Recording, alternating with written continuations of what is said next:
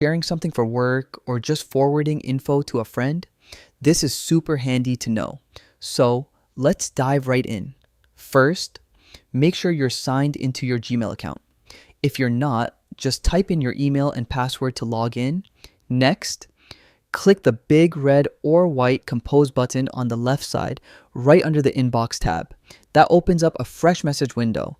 Down at the bottom of this new message, you'll see a row of little icons. Look for the paperclip. That's the attach files button. Go ahead and click that. Once you click it, your computer's file explorer pops up. This is where you'll browse to the folder where your saved email file is. Click once on the file you want, then hit open or choose. You'll now see that file sitting right at the bottom of your draft email. That means it's attached.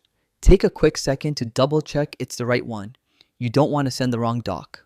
Alright, now just add your recipient's email up top, type a subject line, maybe a short message, and you're ready to go. Once you're good, hit that blue send button.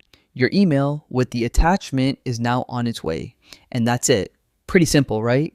With just a few clicks, you can attach and send emails in Gmail like a pro.